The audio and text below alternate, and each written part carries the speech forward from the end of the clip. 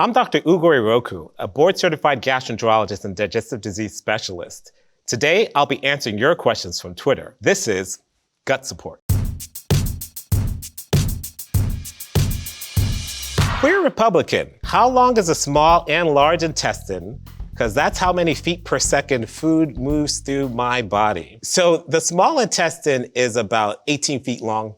The large intestine is about 6 feet long. Oftentimes people will eat food and feel like it's running straight through their body, but it turns out that there is a process called the gastrocolic reflex that's probably accounting for that immediate bowel movement you have. What is that? It's when your stomach senses that there's food coming in and wants to create space in the body. So it tells the colon, move things along through the process of peristalsis. It relaxes the muscles at the bottom of your anus, and you are able to poop. And so the poop you're pooping out is not the food you just ate. It typically takes about 2 to 3 days for you to eat a food and actually have it leave your body. You should know that.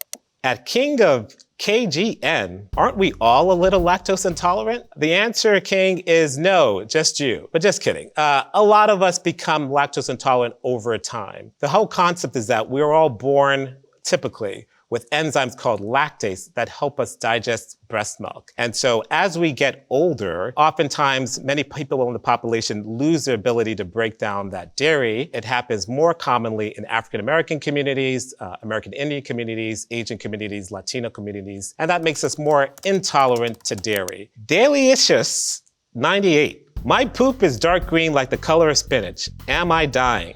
The color of poop starts off as being green for everybody. And that's just the color of the pigment bile. As bile makes its way through your digestive tract, it's oxidized, it's digested. By the time it comes out, it's the poop that you normally come to know and love of a brown color. The green color in poop is not a sign of anything dangerous. But that green, it's all coming from you. You're probably just having a faster motility, movement of the poop through your body that's letting you still be able to see that green color that you normally wouldn't see. 2 boobs and a toot. This person needs a gastroenterologist badly. If you hold all your farts in, do you start floating away like a balloon? Obviously, the answer is no. If you were to hold all your farts in, you would be a very uncomfortable person. There would be a high likelihood of gas incontinence, so likelihood that you would indeed let one rip at some point with some movement. But after a while, gas, being gas, just finds a way to dissipate from one area and go to another area. If it finds it's not able to go out through the anus like it usually can, it'll dissipate into your body and find its way excreted out your body, perhaps through your respiratory system or through another method. So to make the distinction between the anus and the sphincter, I can show you on our little diagram here. The anus pretty much refers to this entire area that includes a number of supportive tissue and muscles. It's the thing right at the end of your digestive system. Now, as part of your anus, you have sphincters, external, internal, that help to tighten the bottom of your anus to make sure that nothing escapes. So pretty much the sphincter are those muscles that exist within the anus to help prevent incontinence of gas, liquids, or solids. And what is incontinence, doctor? Incontinence just means that you're letting things rip without intending to. Sometimes people have gas incontinence, they're passing gas without meaning to, or they could actually have poop incontinence, where actually having, bowel movements at moments you just didn't plan on having those. Not fun.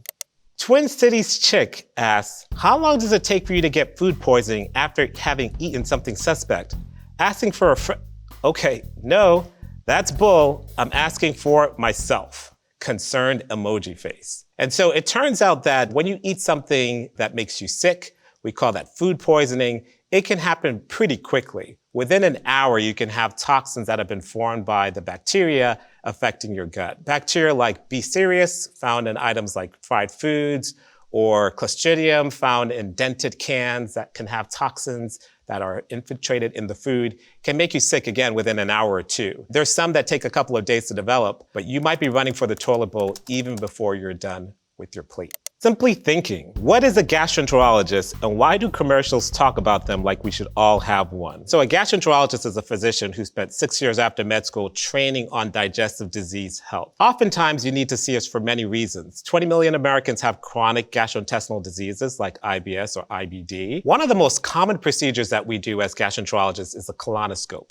And this is where we look with the camera into your colon and look for any signs of any disease or polyps that need to be removed. And just in case you were feeling comfortable, I'm going to show you exactly what we do during your colonoscope.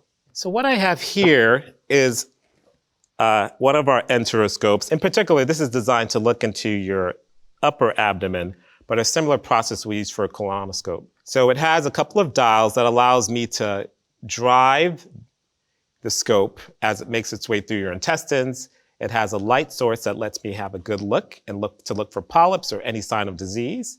It has a few channels through the scope that allows me to take samples with a biopsy forceps. And it also has clips that let me stop bleeding or cauterize and burn any bleeding sites if necessary.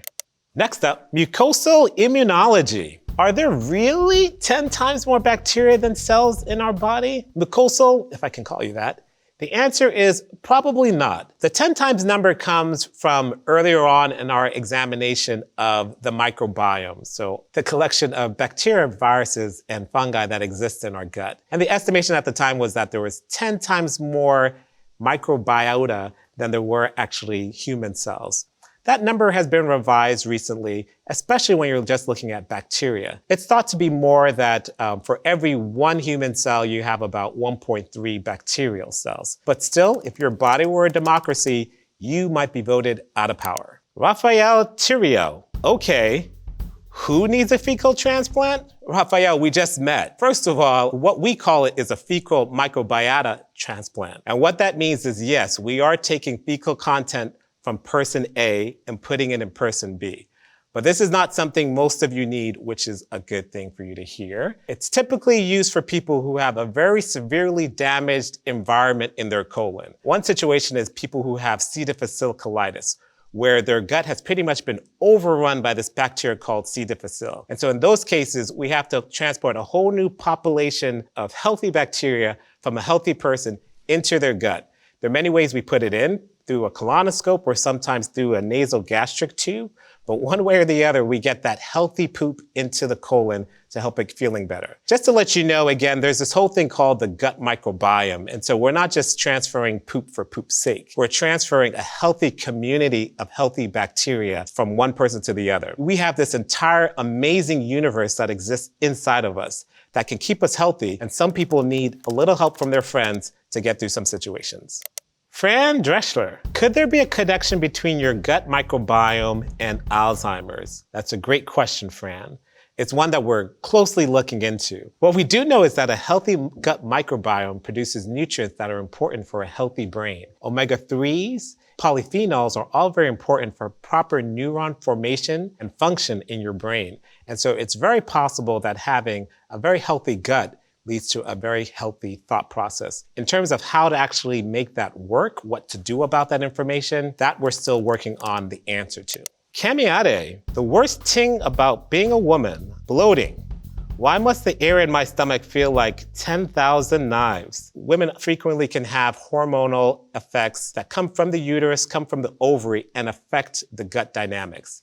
And so sometimes you have aspects of the gut that are not relaxing the way they should, or that are not moving your bowels along the way they should. There are many medical definitions of the word bloating, but typically, to be honest, we do tend to use that as a description of the symptom. When it comes to what the underlying problem is, it could be constipation, it could be diarrhea, it could be gastritis. What can you do about it? Modify your diet so that you can tolerate those times of the month a little better. There are many conditions that can have the symptom of bloating and cause people to feel like they're having 1,000 knives shooting through their gut.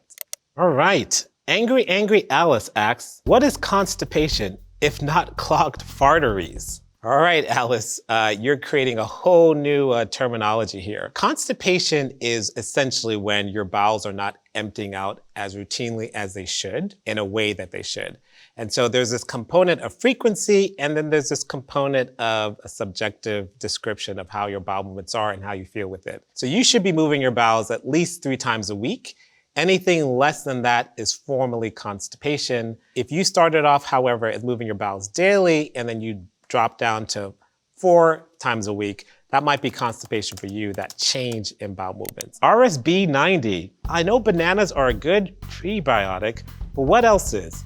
I've started on probiotic tablets for gut health. So probiotics are bacteria that exist that we intentionally sometimes consume. They come in pill form with the concept of trying to put healthy bacteria into our body. I will say that not everyone needs to take probiotics. If you have a healthy, diverse diet, that could actually give you the probiotics you need just from your consumption alone. So if you're having your kimchi and kombucha and yogurts, that may be all you need. Probiotics essentially eat prebiotics. And what are prebiotics? In shorthand, those are essentially fibers. They're things that probiotics like to eat so that they can increase in number. A healthy, diverse diet will contain all the pre and probiotics you need to be healthy yourself. Cookie for you and me. That's nice. My poop is black. Am I dying? Cookie, I hope not. And odds are you're not dying, but yes, black stool can be very important. What Cookie's referring to is the fact that black stool often refers to blood in the stool. Blood, of course, starts off as being red. By the time it goes to the digestive process and gets all the way down to the toilet bowl, it's often seen as being black and tarry. And so if you notice that change in your bowel movements, that might mean that you have an important gastrointestinal bleed going on. Other reasons for having black poop, it might be food coloring, it might be licorice, it might be Pepto-Bismol, but typically it's not something you want to see. And if you have that, very important to talk to your doctor about. Ian Hammond asks, why does coffee make me poop? All right, we know not to hang around you right after your cup of java. There are many reasons why coffee might be making you poop. One of them is that coffee in general can cause peristalsis in the colon. So that's that P word again. It just means it makes your colon moves the poop. Another thing that coffee can sometimes do through caffeine is relax the anal sphincter, making poop more ready to come out of your body. And sometimes it's just having a warm liquid and the routine of it all, something entering your stomach that really more than anything else is just a trigger of that gastrocolic reflux for things to start moving along. Connor Leary 64. Does my IBS cause my anxiety or does my anxiety cause my IBS? Question asked for billions of years. And the answer is yes. So for the uninitiated, the lucky ones of those of you who are, IBS stands for Irritable Bowel Syndrome. It really just means that your gut is irritated and hyperactive and very sensitive to any amount of distension in your gut, causing a lot of pain, a lot of gassiness, and either a lot of pooping or a decreased amount of bowel movements. Your IBS does cause your anxiety, often in the form of a person having severe symptoms and not having a clear answer as to why they're having symptoms. Additionally, we do find that people who have anxiety or depression have a higher likelihood of having irritable bowel syndrome. Workout frolic. How does gut health impact your immune system? So it turns out that in your gut, again, we have this microbiome, and that's the word that just keeps coming up, that's intimately involved in the function of our immune system. It's important to note that your immune system, 70% of it exists within your digestive health tract. Having a healthy diet for your microbiome keeps your immune system healthy as well. It's able to produce short-chain fatty acids that keep your colon cells very healthy and robust. And all of this leads towards a healthy immune system and a healthy you. That's it. That's all our questions from today. Hopefully you learned something. I know I did. I learned about farteries, and I will see you next time. Bye.